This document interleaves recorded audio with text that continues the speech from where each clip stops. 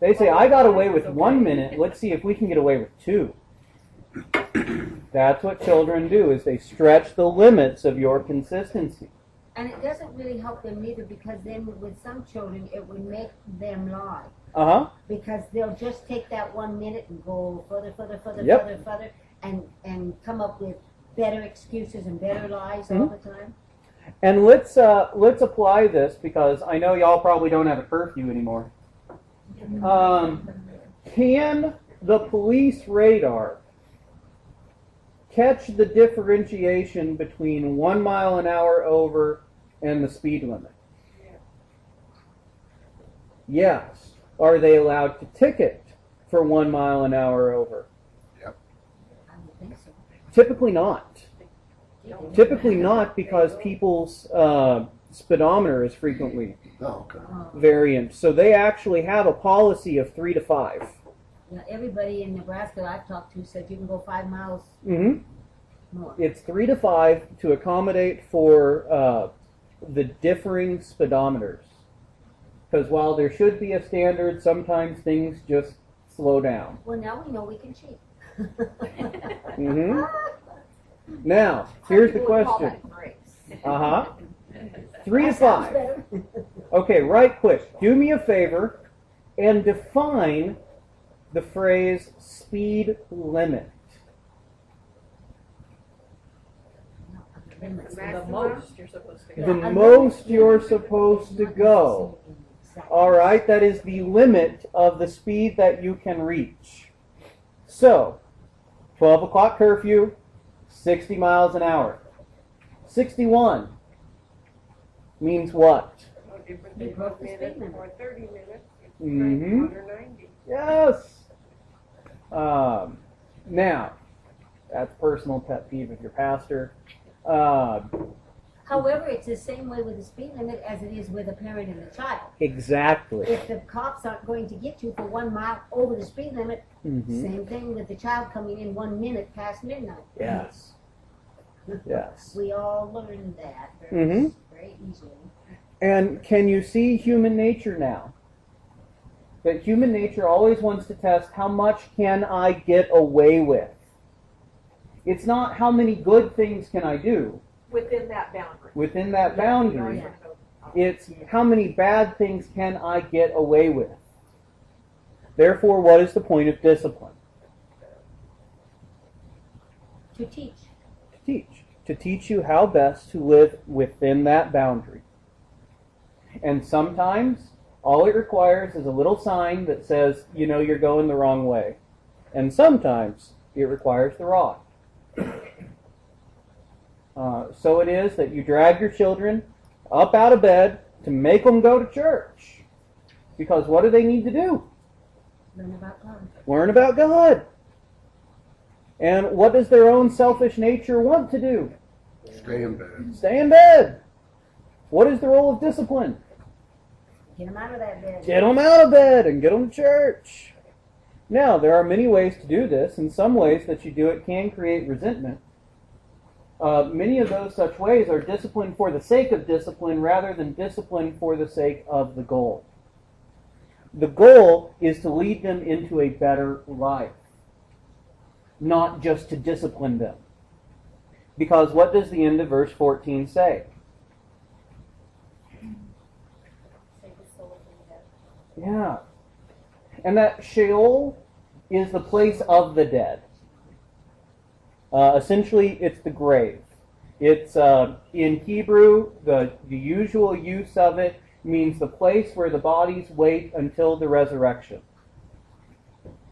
Which Paul says the same way as our brothers in Christ have fallen asleep. The same kind of concept. That's Sheol. And so you'll save his soul from death.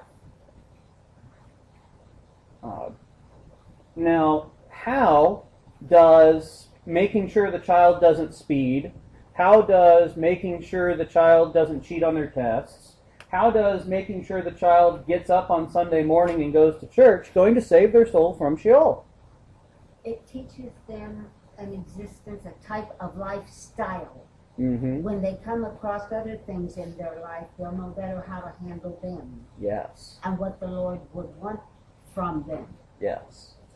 Now, and this is why it's important to spend time here. You can know this, you can pass it on to your kids and your kids' kids, because if that's the goal, to teach them a better quality of life, a life in God's wisdom, then what are you going to say when you discipline the child? It's for your own good. As tried as the cliche is, you might expand on it. But it's essentially what's happening. It's the reason the cliche exists. I am not doing this for the sake of disciplining you. I am doing this discipline for the sake of leading you into a better life, so that you will learn what is better. Do you think that makes a difference between discipline for the sake of discipline and discipline for the sake of leading them into God's kind of life and wisdom? Makes a huge difference, but maybe not to them. Yes. Yeah. I think that's retroactive later. Yeah. Later on you get that. No. You don't think because I said so works? There is a place. There is absolutely a place for because I said so. And typically it is between this big and this big. The other cliche is this hurts me more than it hurts you. And you know what? It's probably true. But the kid don't always see that. Correct. However, if given the option of saying, I'm doing this so that you may learn to walk in God's ways, and saying, this hurts me more than it hurts you, which one do you think would be the better one to say? Yeah. That's the problem with cliches, though. We can typically fall into them and only say those things. That's the problem sometimes with having children when you're a pastor. You tell them that, and you tell them that, and they hear it, and they hear it, and their whole life is so around the church, and so around God, and so around everything He wants out of them, that sometimes they form a distaste, or a little bit of a dislike for this style of life that they did not ask for. Correct. That they were just put into. And so sometimes when we say, oh yeah, the pastor's kids are so naughty, or so extra mean, or so extra whatever, sometimes there's reasons. It's usually more though. Yeah. It's just a hard situation. And then also everyone's looking at them. They feel everyone's looking at them. Oh yeah. Well, and so, we don't want that as an excuse, but nevertheless they feel it. Here's what frequently happens. Yeah, because they're expected. It's a matter of perspective. And here's what frequently happens. For example, verse 20 and 21. What's the encouragement in verse 20 and 21? What are you not supposed to do? You're not supposed to drink too much. Well, it all says be among them. And be among them. So that's kind of pick the crowd, choose the crowd to run with.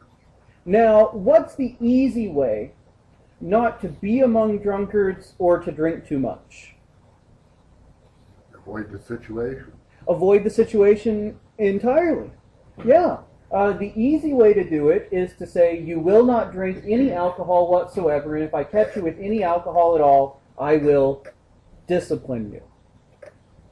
Let me ask you, is that wall, is that fence around the right behavior the intention of the passage? No. No. Because why should you not be around drunkards? Because it's going to get you in all kinds of trouble. It'll get you into all kinds of bad things of trouble. Plus it'll make it very addictive perhaps for you. Yeah. And here's... You might leave your wheelchair where you should. Yeah. And so here's the question. I mean, here's... Exactly. Well, the influence is just, you cannot avoid the influence. Because do as I say, not as I do, you always do as you do, because the influence is everything. It's a peer group that same you as happen to end up with. Like he said, avoid it. But sometimes that's hard. It's kind of what you said earlier, where you marry who you date. Yeah. Yeah. Now, here's the thing, though. Is Solomon telling you that it's bad to drink, or is he telling you that it's bad to fall into poverty?